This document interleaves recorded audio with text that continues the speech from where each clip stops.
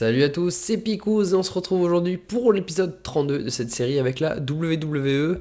Aujourd'hui, on va attaquer SmackDown avec dans le pré-show Julia qui va faire un match revanche contre Lash Legend. Victoire de Julia en 10 minutes 18, 58 de rating. Un très bon 62 pour Julia, seulement 40 pour Lash Legend. Julia qui confirme être en très bonne forme. On attaque le show avec Bianca Belair qui vient au ring tout juste au relais de sa victoire au Royal Rumble, sa deuxième, je crois que c'est après 2019 si je dis pas de bêtises. Du coup elle annonce qu'elle a déjà fait son choix pour WrestleMania et il est évident que ça sera Jade Cargill. Elle ne comprend pas sa façon de penser et de comment les choses ont évolué autour d'elle, parce que Naomi a tourné, Cargill a tourné, donc elle comprend pas pourquoi toutes ces deux filles qui l'encadraient, qui pensaient être ses amies, sont devenues méchantes. Pour quelle raison?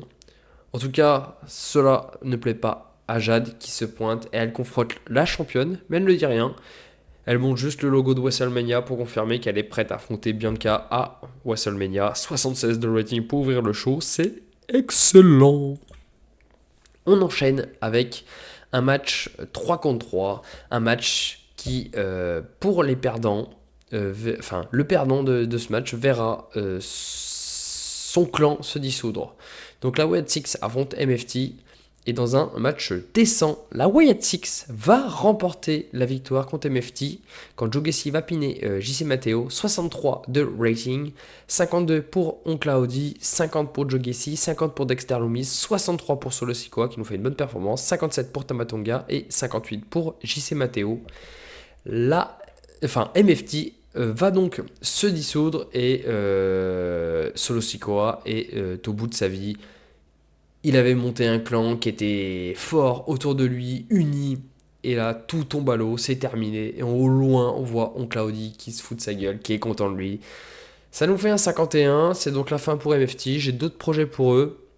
Enfin, pour eux tous, sauf Tongaloa. Tongaloa, il est trop mauvais, je sais pas quoi en faire.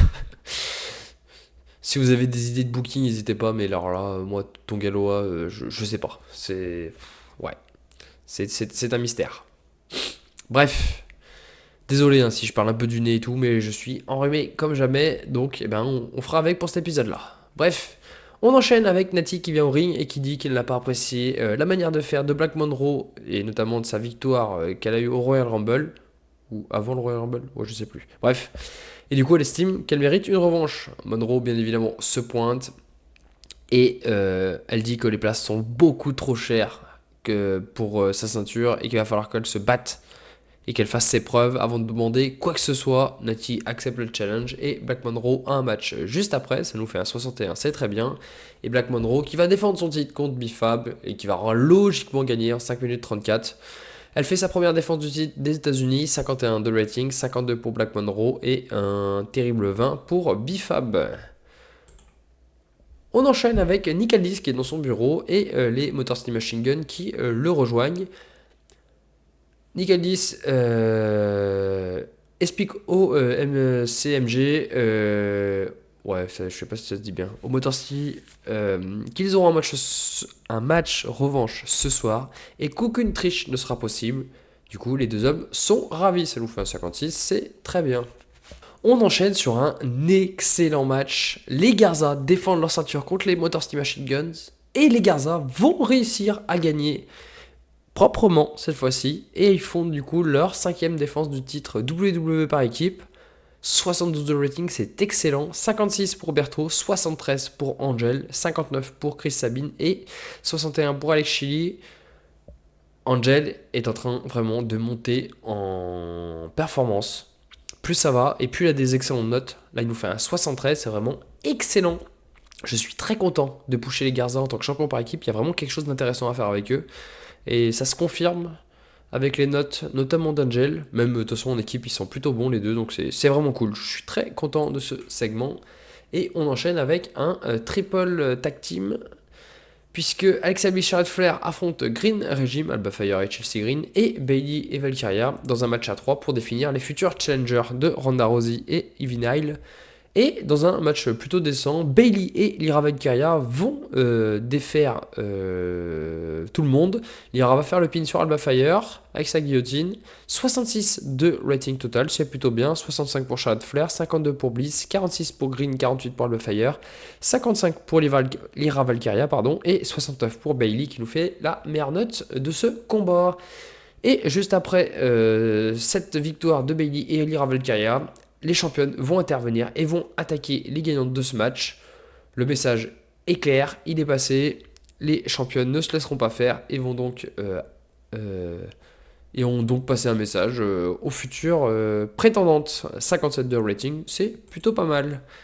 On enchaîne avec un segment backstage, LA Knight est au micro de Katie Kelly et il annonce en vouloir plus après avoir loupé son opportunité au Rumble.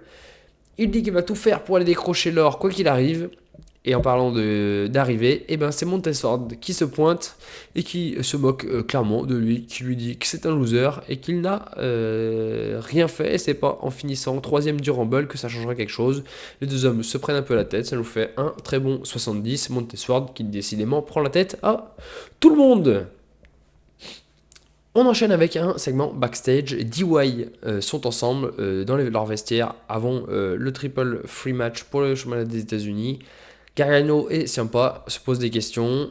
Est-ce que de faire ce match à 3 est une bonne idée? Gargano, il va couper Ciampa, il va lui dire écoute, c'est ton projet à toi, Tommaso. Donc je ferai tout pour t'aider, quoi qu'il arrive. Ciampa, il le remercie et lui demande une chose. Il dit si tu as l'opportunité de gagner devant toi, tu la prends, tu fonces. Les deux hommes sont d'accord, ils se serrent la main, ça nous fait un 55, c'est très bien. Et on enchaîne avec un match correct, même si la blessure de Randy Orton a joué dans la note du match. Johnny Gargano va défaire Randy Orton et Tommaso Ciampa en 13 minutes 46.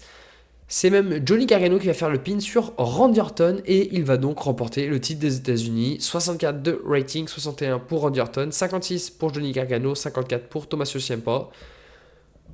Grosse surprise, à la fin du combat, Tommaso Ciampa va même lever le bras de Johnny Gargano. Les deux hommes ont l'air d'être ok avec ça. Et Johnny Gargano qui reprend le titre à Randy Orton après un petit mois de règne. Avec sa blessure, malheureusement, je ne pouvais pas le laisser non plus champion. Et puis de toute façon, c'était dans les plans qu'il perde contre Johnny Gargano. C'était donc le dernier match de la soirée. Et on termine avec un segment sur le ring, puisque Drew McIntyre se pointe. Et il s'amuse à provoquer tout le monde, il envoie des pics dans tous les sens. Il est heureux d'avoir gagné au Royal Rumble. Et Roman Reigns fait son apparition et lui dit qu'il est le prochain. McIntyre, histoire de rire, vraiment. Il exagère le fait qu'il rigole. Et il demande à Reigns d'abord de s'occuper de Montez-Ford avant de s'occuper de quoi que ce soit, et notamment de son titre.